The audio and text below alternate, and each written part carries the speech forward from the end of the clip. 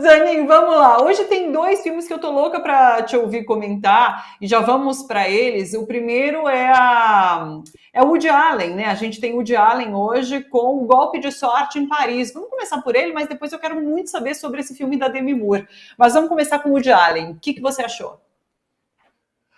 Eu gostei. Eu gosto muito da filmografia do Woody Allen, que é extensa, né? Você sabe que esse é o 50º filme dele, né? Quer Nossa. dizer, um cara que teve uma produção assim extensa, vida afora, e chega aos 88 anos criando, né, e sob condições difíceis, porque a vida pessoal do Woody Allen, como a gente sabe, é toda pontilhada de casos polêmicos que levaram ele a ser praticamente cancelado no país de origem dele, nos Estados Unidos. Tanto é que ele vem fazendo, os últimos filmes dele são todos feitos na Europa. E esse, em particular, é feito na França, é feito em Paris, como o próprio título indica, e é feito em francês. É o primeiro filme dele feito na Europa no idioma, sem ser em inglês, no idioma do país onde ele filma, que é a França. E ele retoma, Thalita, alguns temas que já apareciam antes na filmografia dele, e que são primeiro, a importância do acaso na vida das pessoas. O Fernando Brito estava falando isso aí, né? Quer dizer, as coisas que dão defeito, os imprevistos, aquilo que a gente não tinha planejado acontece e às vezes muda a nossa vida. Para o bem ou para o mal, tudo isso está na filmografia do Woody Allen, alguns dos filmes principais dele. E esse aqui também contempla essa questão do acaso, o acaso que pode ser criativo e pode ser destrutivo também. Aqui você tem uma personagem que é uma garota casada com um homem milionário, e que está passeando na rua, está indo para... Passeando não, ela está voltando para o seu emprego, ela saiu para almoçar, está voltando para o escritório e encontra na rua um rapaz, está aí o encontro, apareceu na nossa tela aí, um encontro com um rapaz que havia sido colega de curso dela, né, no curso secundário. E ele, nesse rápido encontro, fala com ela que sempre teve uma atração muito grande por ela, né? E eles planejam, são amigos, planejam almoçar juntos, manter contato, tal, e daí a gente já vê para onde a coisa vai evoluir, né? Então entra esse tema, que é o tema do triângulo amoroso, né?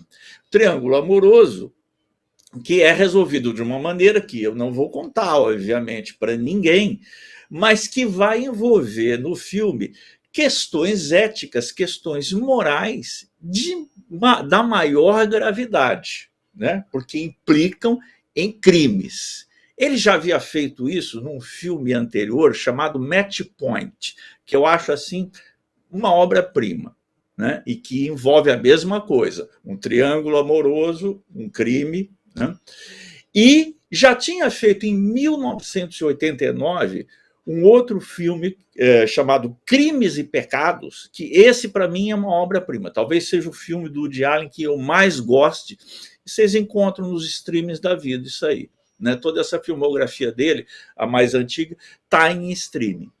E são filmes que trazem essa meditação sobre a questão do acaso, que, como eu disse, pode ser construtivo ou destrutivo, né?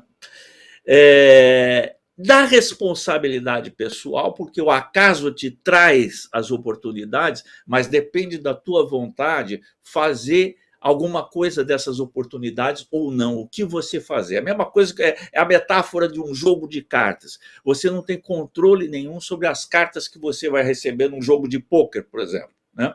Mas você tem controle sobre aquilo que você vai fazer com as cartas que você recebeu, né?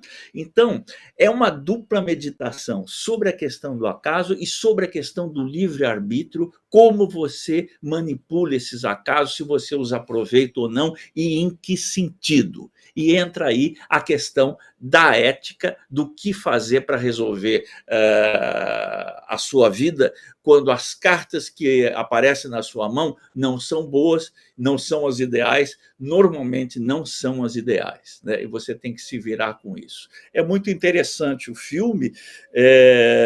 Os atores que interpretam, a menina que interpreta essa garota é a Lou Delage, né? O Nils Schneider é o amigo de escola dela, né? E o marido é o Melvin Poupeau. São atores que funcionam muito bem. O filme é muito bem feito, como todos os do Woody Allen, porque ele se cerca assim, não apenas do talento dele, mas ele se cerca de técnicos, de fotógrafos fantásticos, né?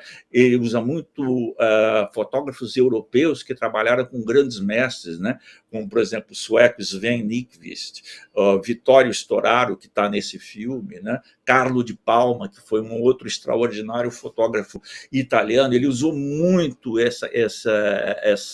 esse ar europeu, porque o Woody sempre foi esse norte-americano, mas com um pé na Europa, assim, com um pé na sofisticação do cinema europeu, que ele admira demais e que serve como referência a ele. Então, ele é um nova-iorquino típico, que é a cidade dele, a ambientação natural dele é Nova York, mas ele se viu constrangido a se deslocar para outras cidades por questões políticas e pessoais.